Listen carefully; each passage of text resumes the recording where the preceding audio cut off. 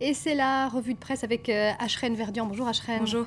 Alors la presse française évoque largement la nouvelle équipe ministérielle autour de François Hollande. Oui, égalité, c'est écrit en gros en une de Libération. Égalité car il y a 17 femmes qui rentrent au gouvernement, 17 femmes contre 17 hommes. La promesse de parité est donc parfaitement respectée. Un gouvernement qui fait aussi la synthèse, nous dit Libération, puisque François Hollande n'a oublié personne, ni à l'intérieur du Parti socialiste, ni à l'extérieur. Ainsi, à l'intérieur, on retrouve un peu tous les courants du parti, les Hollandais historiques comme Michel Sapin, les partisans du non au traité européen de 2005 comme Laurent Fabius, des amis de Martine Aubry, mais aussi de Ségolène Royal ou encore d'anciens partisans de Dominique Strauss-Kahn. Les partenaires du PS, quant à eux, sont aussi représentés. Christine Taubira du Parti radical de gauche ou encore Cécile Duflot d'Europe Écologie Les Verts. Alors on a dit que personne n'avait été oublié, personne ou presque, puisque l'absence de Martine Aubry, c'est la grande surprise de cette nouvelle équipe. Oui, et Martine et François sont en une du Figaro qui titre « Le divorce ». L'article en page 3 du quotidien parle carrément de clash entre ces deux éléphants du Parti socialiste, car avec Martine, c'est tout ou rien. Elle voulait en fait être Premier ministre. À défaut de l'être, elle ne veut absolument rien, aucun ministère. Alors, elle dit se concentrer maintenant sur les législatives à venir. Selon le Figaro, je cite, « Jamais la maire de Lille n'est parvenue à normaliser ses relations avec François Hollande. Il n'aurait apparemment pas confiance suffisamment en elle. » Mais c'est sans rancune, nous dit Martine Aubry dans Le Parisien. C'était écrit, dit-elle, ça me rend même cool et sereine.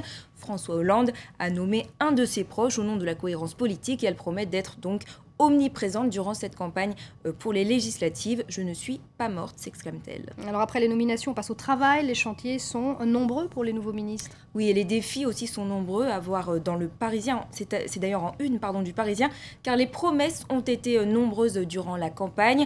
Retraite à 60 ans, soutien à l'hôpital public, création de 60 000 postes dans l'éducation nationale ou encore retrait des soldats français d'Afghanistan. C'est par exemple Arnaud Montebourg qui a aussi du pain sur la planche, c'est à voir dans lemonde.fr, sur un article du monde.fr. Il est à la tête de ce nouveau grand ministère du redressement productif. Alors le redressement productif, c'est quoi? C'est réarmer en gros l'industrie, lutter contre les délocalisations, bref, promouvoir la croissance contre l'austérité, un signal fort que François Hollande a lancé aux électeurs de cette France, justement du non dont on parlait au référendum de 2005 sur le traité européen, ainsi qu'aux partenaires de la France et notamment l'Allemagne. Il veut de la croissance, mais pas seulement de l'austérité. Alors un autre thème fort de la campagne, c'était la jeunesse, à qui on donne la parole ce matin. Oui, c'est le site d'information Atlantico qui propose en fait un décryptage original des attentes de cette jeunesse. En fait, c'est un logiciel d'analyse sémantique qui allait se plonger dans quelques 17 000 contributions déposées sur une plateforme qui a été mise en place par la radio Skyrock. Alors, parmi les aspirations que l'on retrouve donc de cette jeunesse, la joie, un besoin vraiment d'optimisme, de dynamisme, et davantage de liberté, c'est ce qu'ils demandent aux politiques. Et parmi leurs attentes très concrètes, pouvoir bénéficier d'un enseignement plus pratique à l'école, participer à la vie commune par un peu une éducation politique dès le plus jeune âge, ou encore la mise en place d'un pass culturel permettant aux jeunes et aux plus démunis d'accéder librement aux salles de concert. Et pour finir sur une note plus légère, ces petites phrases du passé qu'on risque de ressortir à nos nouveaux ministres. Oui, c'est le site Rue 89 qui les recense. Alors en fait, il s'agit de petites piques, de vieilles piques contre François Hollande ou contre le Parti socialiste, voire même des plaintes comme Christine Taubira qui est aujourd'hui donc à la justice, qui est garde des Sceaux.